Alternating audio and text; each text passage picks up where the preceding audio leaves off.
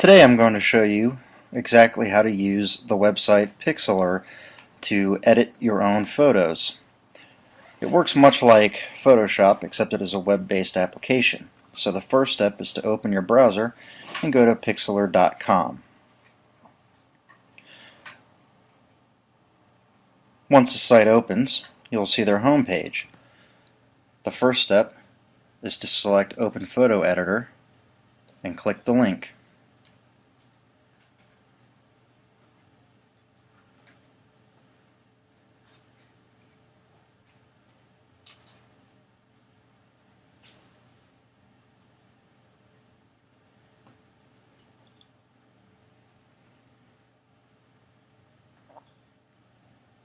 Once the page opens, you'll see a menu bar with different options. You can create a new image, open an image from your computer, and many other options. Let's create a new image. First, come up with a name for your image. In this case, we're just going to name it Example. You can change the size of the image by using the already loaded presets in the program, or you can also create your own size by manually entering it into these boxes here, or by using their slide bars. We're going to make the width and height of this picture 700 by 500. Then all you have to do is go ahead and create the image, and what is called a canvas will appear. Now let's select a color for the background of our image. In this case, we're going to make it blue. Now that the color is made, you can select the paint bucket tool and click the canvas area, and your color will appear.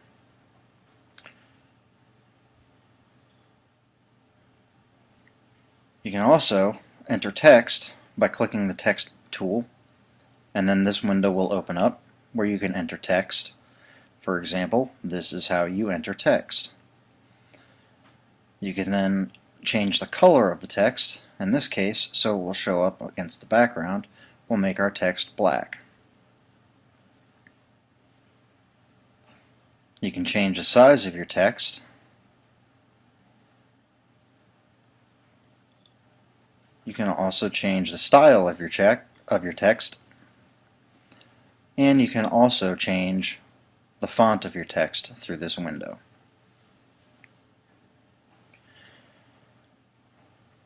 Much like Photoshop, Pixlr also allows you to create layers for your image. Let's create a new layer. Now that the layer is created, we can use the marquee tool and select an area underneath of our text to create an active window on the layer that we've created. Now, let's make this box a sort of blackish gray color, or blackish red, if you will, and then we can select our paint tool again, click inside the marquee area, and it creates that color on that layer. Now there are some layer styles that you can choose from using this program, and they can be found in the layer menu.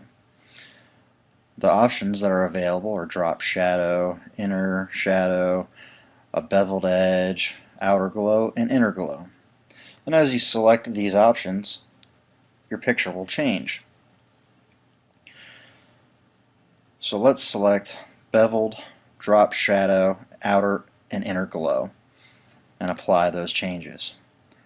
Now we've made the changes to our layer. You can create new layers if you want, duplicate layers, delete layers, and many other options throughout the layer drop-down menu. So now that we've created our image, we need to save it. First you go to File, and then go to Save. It will open up the Save Image box. You can save it to many different places, either your computer, to different libraries that are available, that you would have to obviously sign into Pixlr to use and gain access to. This makes it very convenient if you want to send the image directly to a place like Facebook or Flickr. But for now, we're going to save this file to my computer. You can also set image quality, which changes the size of the file as well. So once you've named your file and selected the file type, in this case we're using a JPEG file, then you can go ahead and click Save. And when you do click on Save, you should see another pop-up box supplied by your computer appear, asking you where you want exactly this file to be saved. In this case, I'm saving it on my desktop. And you can see it is titled example.jpg because this file is a JPEG. Now the image is saved, and we'll close the browser, and you can see that image is now located on my desktop. If you'd like to open this file, just double-click on it, and whatever photo viewing or file previewing software you have installed on your computer will open the file, and you should be able to view the image that you created.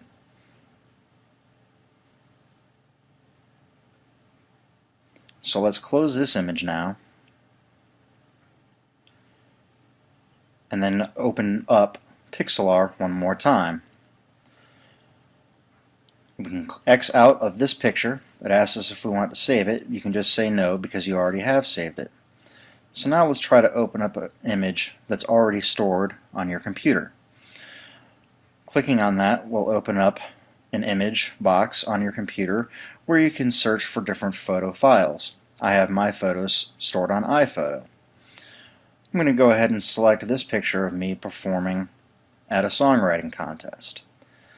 Now, much like Photoshop, there are many different things that you can do to change and adjust your image.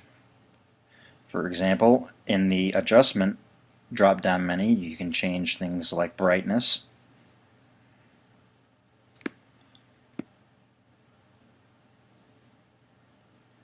and contrast.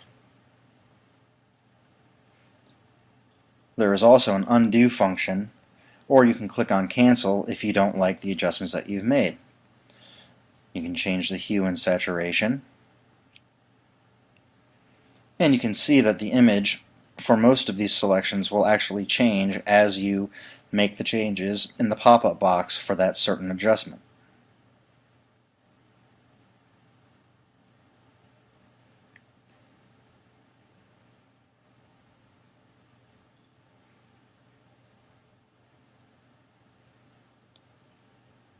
Let's take a look at the color balance. As you can see, this program is very intuitive, and the best part about it is that it's free because it is run through your internet browser. There's also a curves function which has a bunch of preset adjustments preloaded into this program, so you can just go ahead and click through each one of those and see which one you like and if any would help you out in editing your image.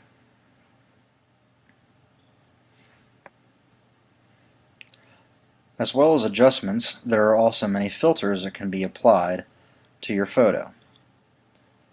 You can use the scan line function, and all of these can be adjusted in the pop-up boxes that appear when these filters are selected.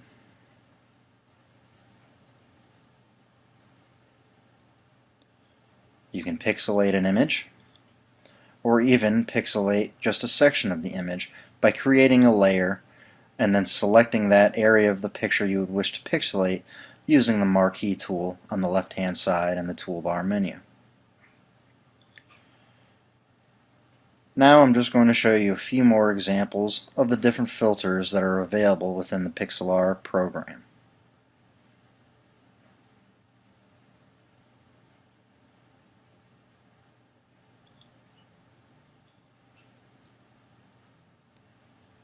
Water swirl is an interesting effect that you may not want to use for a JPEG photo, But if you're creating your own artwork within the program, this could add some really interesting effects.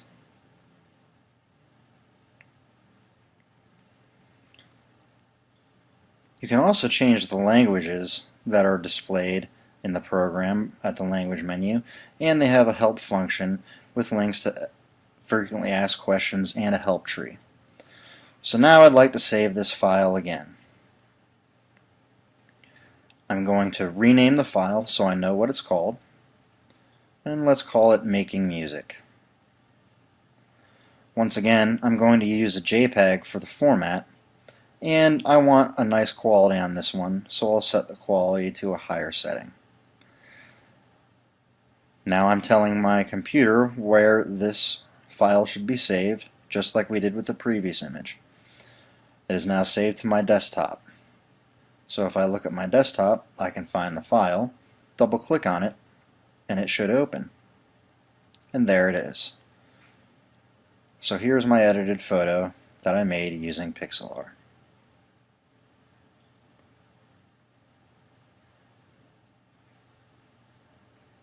You can also open a photo that you have stored on your Facebook page.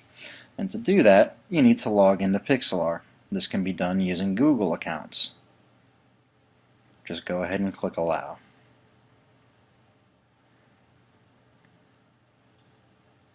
So now I need to open up a new image, and I'm going to open up an image from a library, and I will click on Facebook. Now I need to connect Pixlr to my Facebook account. So we click on this icon, and it brings up this pop-up box. As with most applications that want to log into your Facebook, you need to allow permission to that program to access your Facebook account, which is what I'm doing right now.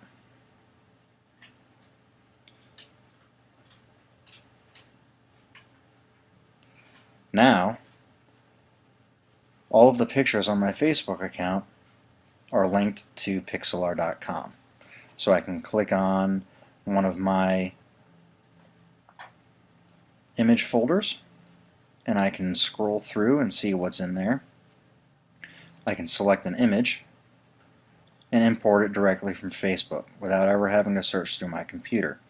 This is especially useful if you have photos uploaded to your Facebook page that are not on your computer, or photos that your friends have posted that you would like to edit. And that is how Pixlr is used.